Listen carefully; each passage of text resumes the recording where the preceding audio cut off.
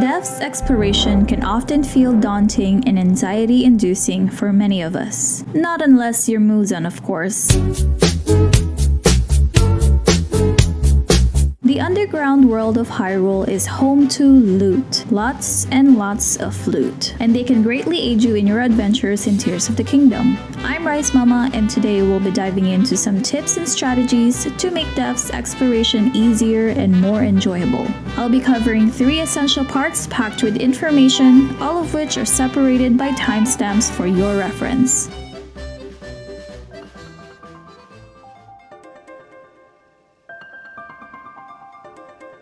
This is common knowledge by now, but it's right to start this video by saying that the overworld map of Hyrule is the inverted version of the depths. Where the surface dips low, you'll find that there is a high point in the depths and vice versa. Some of these examples include the giant goddess statues in the surface mirror the location of bargainer statues in the depths, and major settlements on the surface have abandoned mines beneath them, and they hold worthy treasures such as pieces of armor or crystallized charges. Bodies of water typically create a barrier from ground to ceiling, such as the water lines that surround the Great Hyrule Forest. Whenever you find yourself stuck in the dark, switch your minimap to the surface and pin your desired location to easily navigate the depths.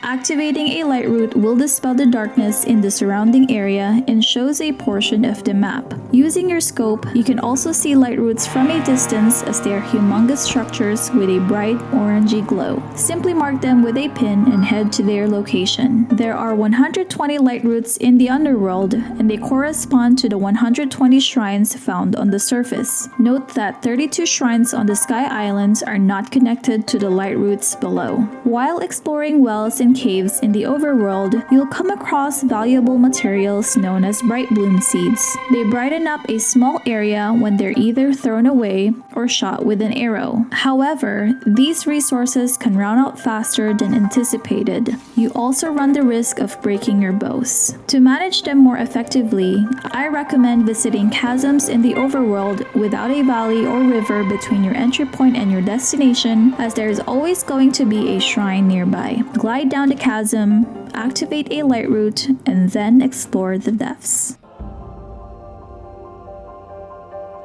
Traversal by foot can be both suboptimal and frustrating due to the pervasive gloom you'll encounter. Unbeknownst to many, the elemental dragons that grace Hyrule skies can be ridden in Tears of the Kingdom. Unlike their scheduled appearances in Breath of the Wild, they now descend into the depths following predetermined paths. To ride Dinrol, the fire dragon, and Nadra, the ice dragon, who emit extreme temperatures, it is prudent to acquire temperature-resistant clothing or prepare elixirs and meals in advance. This provides a fun way to search for light routes while farming dragon spikes found on their backs if you prefer to knock out all the light routes before you explore. You might want to hop on a flying vehicle soon though, because the dragons will not stop to wait for you.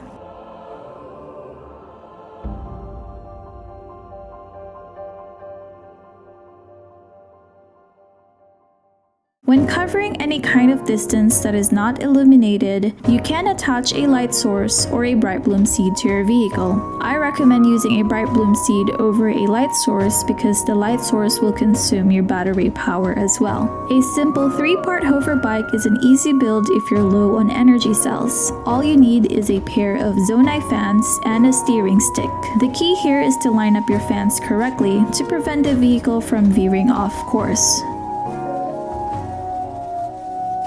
You can set this build as a favorite if you already have the auto build ability. Just make sure that after you build, test it out first before setting it as your favorite.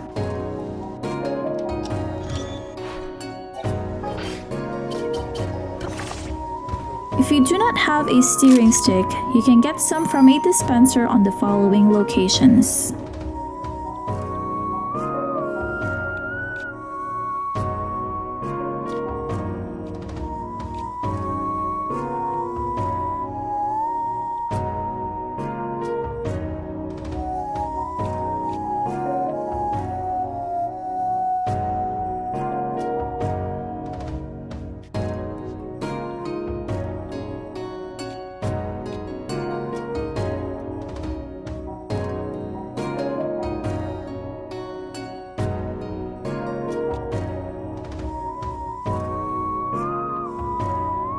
You can also find a steering stick from a gacha dispenser in the underworld, but I'll let you figure that out on your own. To conserve your zonites when using the auto build ability, you can use the zonite materials you'll find in the storerooms scattered across the underworld, and they're shown as the octagon areas on the map. Another option to make traversal manageable is to use the miner's armor set. Although obtaining it requires a bit of depth exploration, having this set of garment gives Link a bonus glowing effect while worn. While temporary glowing effects can be achieved through meals or elixirs, I suggest getting the miner set early on in the game. The miner's mask can be found in the abandoned Karakara mine,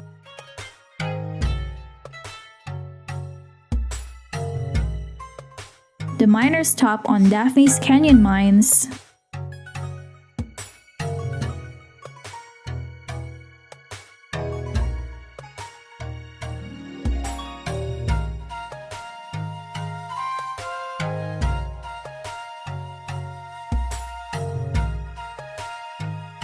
and the miner's trousers at Hylia Canyon mine. If you prefer to explore the depths on foot, you can hold a light source by fusing a star fragment to a weapon such as a stick as a temporary solution. Fusing it to a magic scepter allows you to throw balls of light, and it covers more distance.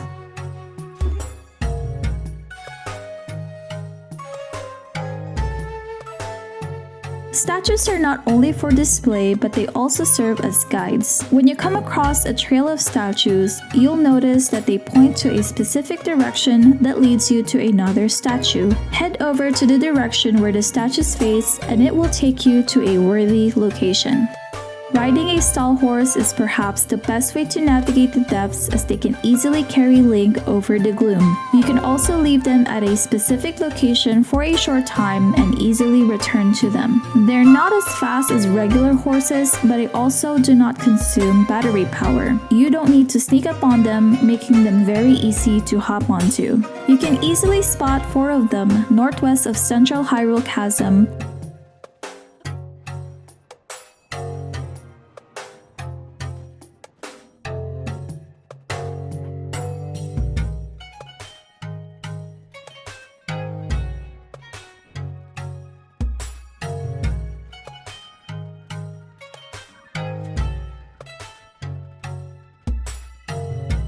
or you can also steal one from a riding Selkablin.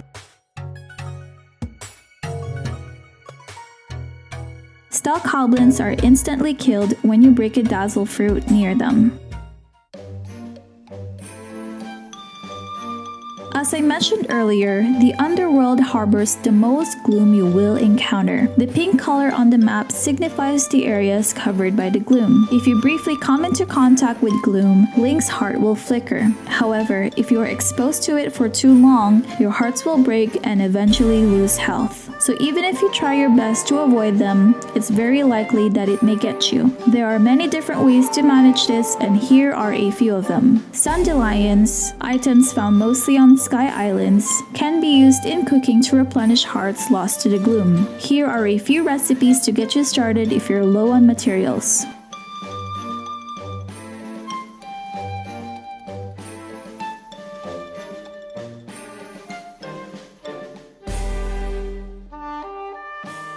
If you don't have Sundelions, reaching a light route can reverse the damage caused by gloom, but it will not restore Link's health. The same is also true when you return to the surface at any point.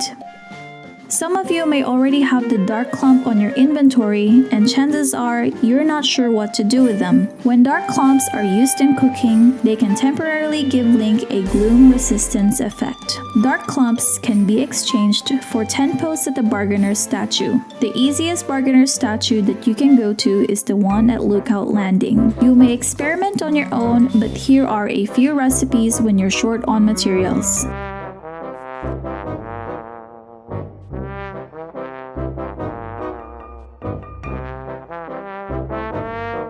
Using one dragon horn can provide Link the longest gloom resistance. 30-minute gloom resistance is very helpful if you plan to venture the depths on foot. Note that this buff is only effective on passive glooms and is negated when Link takes damage by monsters covered in gloom.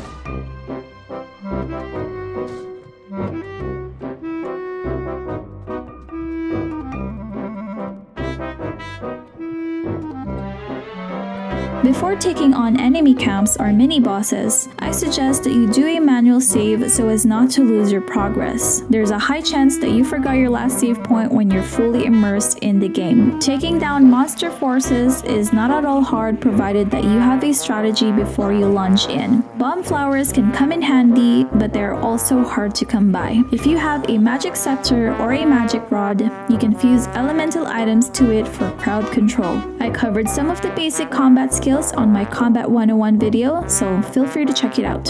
Whew. That's a lot to cover, but I hope these tips help you explore the depths fearlessly. If you have other tips, feel free to share them in the comments section.